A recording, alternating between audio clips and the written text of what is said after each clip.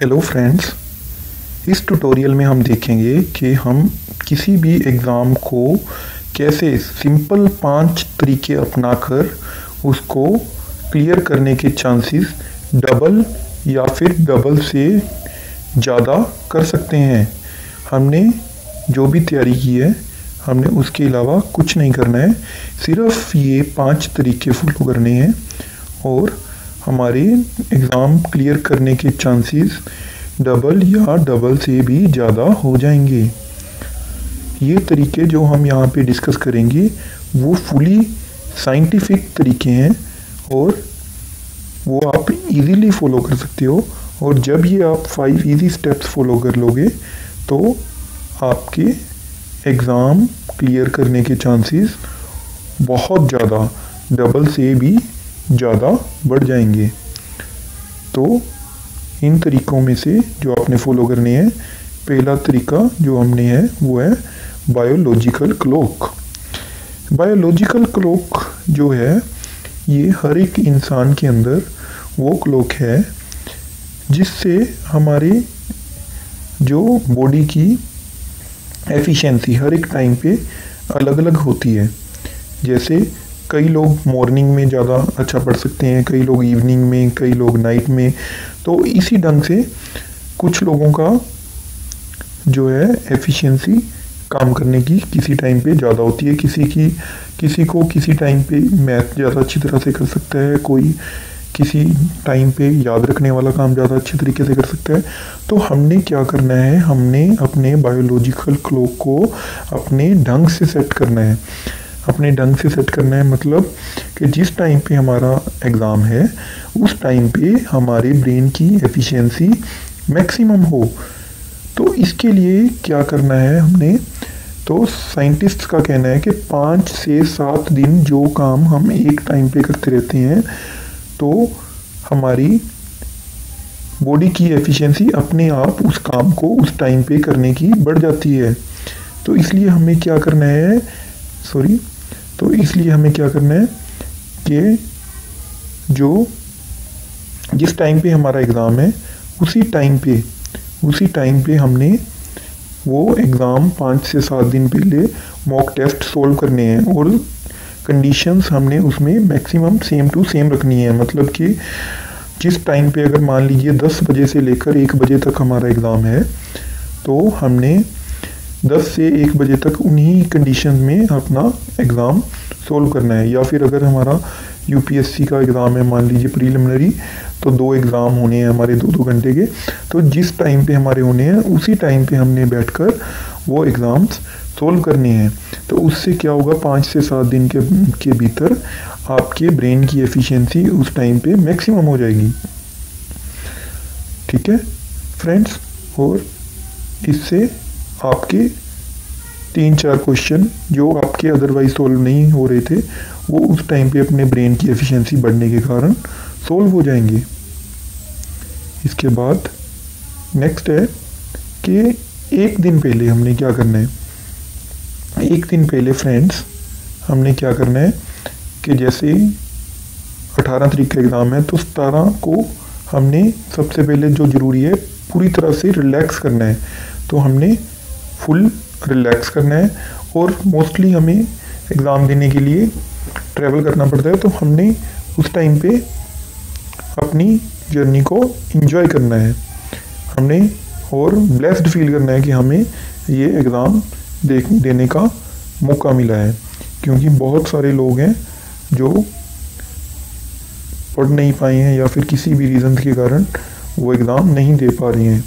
तो हमें उसके लिए भगवान का थैंक्स करना है और हमने सिर्फ पॉजिटिव चीज़ें सोचनी है एक दिन पहले। ये नहीं सोचना है कि अगर एग्ज़ाम क्लियर ना हुआ तो क्या होगा और अगले साल क्या होगा, ये क्या होगा, वो क्या होगा। हमें सिर्फ पॉजिटिव चीज़ों के बारे में ही ध्यान देना है। तो हमने क्या करना है, बी पॉजिटिव। तो उस टाइम पे हमने पॉजिटिव ही रहना है। तो ये पॉजिटिव रहना हमारी एफिशिएंसी को बढ़ाएगा। और एक दिन पहले हमने कोशिश करनी है कि या तो ना पढ़ें और या फिर बहुत जो है कुछ भी नया तो बिल्कुल भी ना पढ़ें। और अगर रिवाइज करना है तो हल्का सा जितने में आप कंफर्टेबल हो उतना आप रिवाइज कर सकते हो।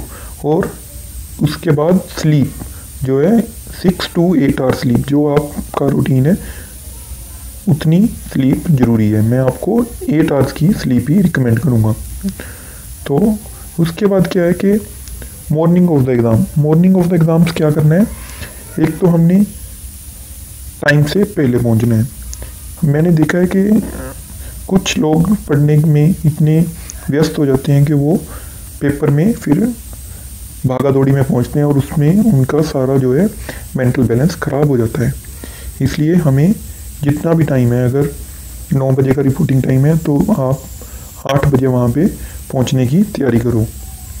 और फिर वहाँ पे पहुँच के किसी भी कैंडिडेट से कोई बात नहीं करनी है आपने सिर्फ अपना बैठ जाना है और किसी भी कैंडिडेट से कोई भी टॉक नहीं करनी है, क्योंकि मोस्टली वहाँ पे कैंडिडेट्स नेगेटिव थिंकिंग वाले होते हैं, तो वो आपको भी नेगेटिव बना देते हैं। या फिर क्या होता है कि वहाँ पे किसी टॉपिक के बारे में डिस्कस कर रहे होते हैं जो आपने नहीं पढ़ा होता, तो उससे क्या होता है कि आपको लगता है कि आपकी तैयारी कम है, जबकि एक्चुअल में ऐसा कुछ नहीं होता।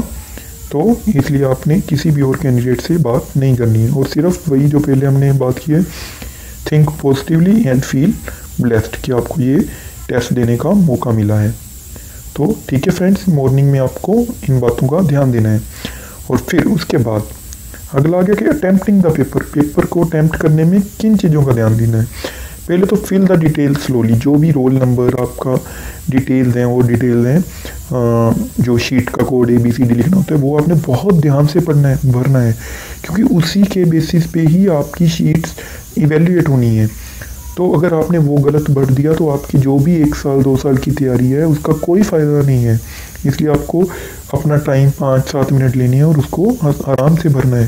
फिर आपने क्या करना है कि गो थ्रू द पेपर, एक बार पेपर के थ्रू चले जाना है कि क्या लिखा हुआ है पेपर में, और पूरा थ्रू आउट आप देख लीजिए एग्ज़ाम को कि पेपर आसान है, कैसा नहीं है। तो एक बार थ्रू आउट हो जाइए पेपर की। उसके बाद जो भी आंसर्स मार्क करने हैं वो पेंसिल के साथ मार्क करने हैं, और क्वेश्चन पेपर पे आप मार्क कर सकते हो, सीधा OMR शीट पे फिल मत कीजिए, उससे बहुत गलतियां होती हैं और कई बार पूरी की पूरी सीरीज़ ही ख़राब हो जाती है। उसके बाद है कि attempt the papers in rounds, तो पहले आपने देख लेना है कि पहले राउंड में जो जो क्वेश्चन आपको आते हैं वो सोल्व करने हैं। उसके बाद जो नेक्स्ट थोड़े से मुश्किल वाले हैं वो सोल्व करने हैं। आप कुछ ना कुछ टिक लगा सकते हो वहाँ पे, कुछ अगर आपको लगता है कि आपको आता है मगर सोच के करना है तो वो स्टार लगा सकते हो, या कुछ और जैसे टिक लगा सकते हो, कोई सर्कल लगा सकते हो, तो ताकि आपको बाद में पता चल जाए। तो और क्या है कि ये सब कुछ करना है और एलिमिनेशन वाले मेथड के थ्रू मैक्सिमम क्वेश्चन सोल्व करने की कोशिश करनी है। उसके बाद टाइम डिस्ट्रीब्यूशन, टाइम डिस्ट्रीब्यूट अगर मान लीजिए जैसे हमारे 120 क्वेश्चन हैं, 100 क्वेश्चन हैं और 120 मिनट्स हैं, तो आपको देख लेना है कि एक क्वेश्चन के लिए रफली 1 मिनट होगा आपके पास, बाकी जो 5-7 मिनट हैं आपको पहले अपनी डिटेल भरने में या फिर बाद में OMR भरने में लग जाएंगे। तो 1 मिनट से ज़्यादा आपको नहीं देने हैं, आपको सीधा ऐसे डिवाइड कर लेना कि पहले 25 क्वेश्चन है जो मैं पहले 20 मिनट में सोल्व कर लूँगा, या पहले आधे घंटे में मैं 40 क्वेश्चन सोल्व कर लूँगा, इस ढंग से। फिर फाइनली OMR शीट को कैसे भरना है। OMR शीट को भरते टाइम कोई हरी नहीं होनी चाहिए आपको। एक हाथ से आप अगर भर रहे हो तो दूसरे हाथ का यूज़ कीजिए, कंपेयर कीजिए, एक उंगली जो OMR शीट पे रखिए, दूसरी क्वेश्चन पेपर पे रखिए, क्योंकि कई बार क्या होता है कि अगर मान लीजिए आपने 51 क्वेश्चन का A टिक किया हुआ है, अपने क्वेश्चन पेपर में 52 का भी A है और 53 का B है, तो क्या होता है कई बार आप जब टिक कर रहे होते हो तो 51 का A लगाया और फिर आप सीधा 52 में B लगा देते हो, क्योंकि तब कन्फ्यूज़न हो जाती है कि हमने A तो लगा चुके हैं ऑलरेडी। तो इसलिए एक हाथ अगर आपका सिर्फ कंपैरिजन के लिए होगा तो ये आप गलती नहीं करोगे। तो ये आपने जब मैंने आपको बताया कि 5 से 7 दिन पहले आपने करनी है प्रैक्टिस, तो उसमें आपने ये प्रैक्टिस भी करनी है। उसके बाद कई बार ये हो भी सकता है कि कुछ डॉट गलती से गलत भरी जाए फिर भी, तो फिर आपने टेंस नहीं होना है, आपने अगली गलती होने से बचाना है। कई स्टूडेंट्स होते हैं कि एक बार गलती हो जाए तो फिर उनको ये लगता है कि पता नहीं कि अब तो उनके सिलेक्शन के चांसेस ही ख़त्म हो गए। तो आपने कुछ नहीं करना है, उसको मिटाने की कोई वाइट फ्लूइड भी यूज़ नहीं करना है, क्योंकि हो सकता है क्या पता कि आपने जो डॉट भरा हो वही सही हो जाए, या फिर वैसे भी जो वाइट फ्लूइड आप यूज़ करते हो उससे OMR शीट ख़राब हो सकती है और आपका पूरा पेपर भी कैंसिल हो सकता है। उसके बाद last but not the least, कि कभी भी अपनी परफॉर्मेंस ड्यूरिंग द एग्ज़ाम आपने एनालाइज नहीं करनी है। आपको नहीं पता कि बाकी जो स्टूडेंट्स बैठे हुए हैं उनकी कितनी तैयारी है, तो और आपका उनके अकॉर्डिंगली क्या रैंक है। इसलिए फ्रेंड्स, सिर्फ कूल रह के, पॉजिटिव रह के अपनी एग्ज़ाम दीजिए और भगवान पे भरोसा रखिए और जो है आराम से अपने पेपर दीजिए। ये वाले 5 स्टेप्स अगर आप फॉलो करोगे रिलीजियसली, तो मेरी गारंटी है कि आपके जितने भी चांसेस अब हैं क्लियर करने की एग्ज़ाम, वो डबल या डबल से ज़्यादा हो जाएंगे। Thank you friends, thanks a lot.